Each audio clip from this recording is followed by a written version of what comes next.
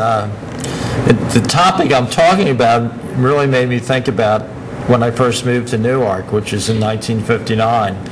I was just finishing up my junior year in high school, and the first thing I found out moving to this city, I was now called the townie. The university was the university, and everybody else who lived here was townies.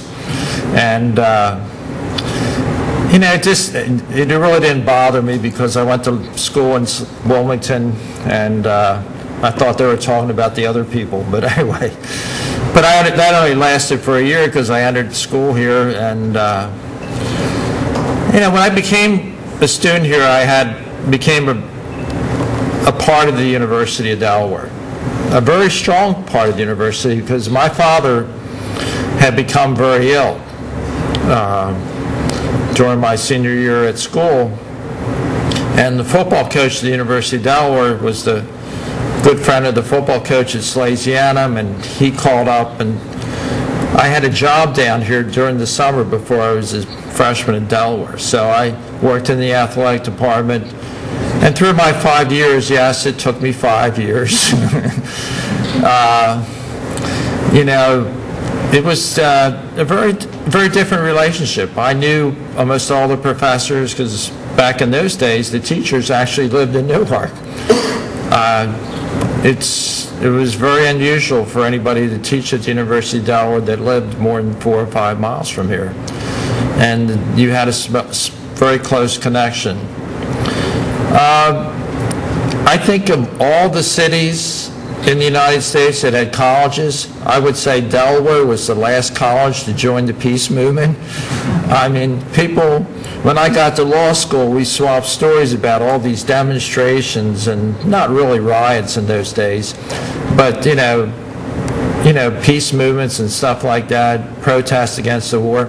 I'm like shaking my head. I'm like, we don't do that in Newark, Delaware. We really didn't do anything, and it was pretty quiet here. At that time, I would say less than 1% of the students lived off campus. I would say at that time probably about 20% of the students commuted from their homes every day and went to school here. So it was a very different university.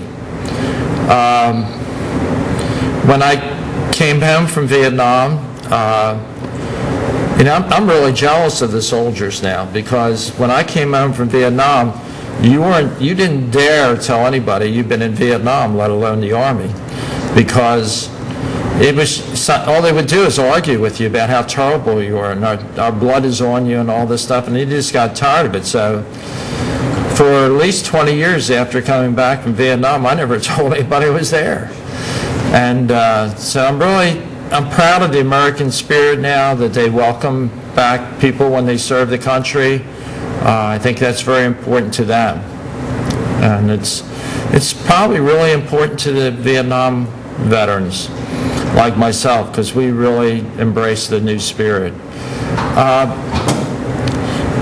I'm going to jump from that point. Over the years, things changed. More students lived off campus, more faculty lived in Wilmington or Landenberg or whatever.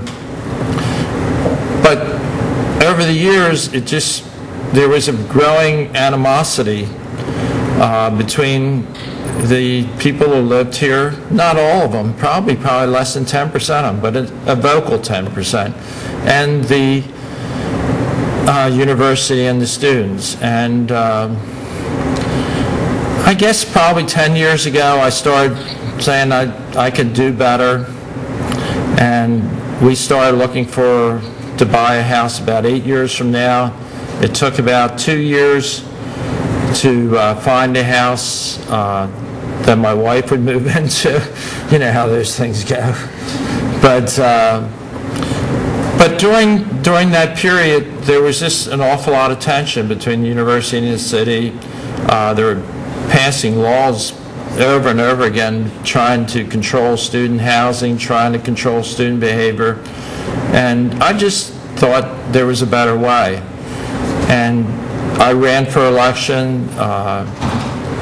It seems that a lot of other people agree with me, because I got 74% of the vote running against the mayor.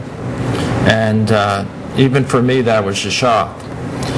Of course, halfway through the campaign, I found out that the city was getting sued for the reservoir, and I'm like, maybe this is not a good time to be mayor, but you know, you just have to stick with it and persevere. One unusual thing about my campaign, I used university students. I'll tell you the truth, my campaign committee kept on saying, you don't want to do that. People will get upset about that, seeing university students being part of your campaign, handing out brochures, doing the calling. But my theory was, you know, this city could be really, really great city. The way it was, I really didn't feel like it would be. And I think to be a really great city, you have to embrace the university and all their strengths. You have to embrace the students. There's just so much energy in this community. It's just incredible. And I figured together we could accomplish a lot of great things. So, you know, I included a lot of students in my campaign. The day after my campaign, I started going around, and any meeting I could find on campus, I would go to that meeting. And I would drop in, and I would visit with the students and introduce myself to the president. I would try to sign them up to pick up litter in the community and to promote, you know, my belief that, you know, with the students, we could become a great community. And I think right now, we're very close to being a really great community. I mean, people come here.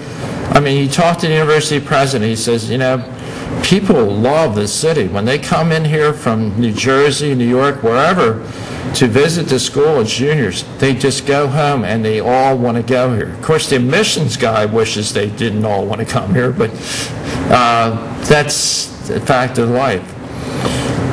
One of the things that I did right at the beginning is I wanted to create an event that the students would be a large part of. And on Sunday, you'll see all these tents on the lawn at Old College, and it's called the Taste of Newark.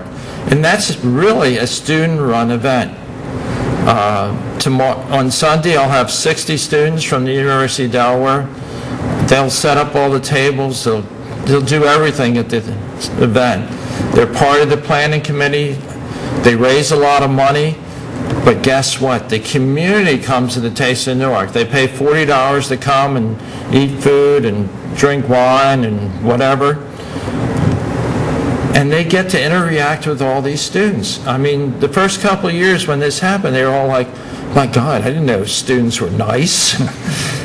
I mean, it was a lot of fun being part of that. And every year it gets bigger.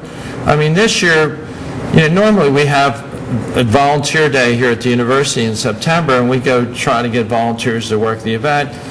And we get maybe 40, maybe 45, and we recruit maybe 5 or 6 more because we think we need 50. This year, 76 students signed up to work that event. On Sunday morning, now how many students are up at 9 o'clock on Sunday morning? And they're all out there, and they're just so happy to be part of it.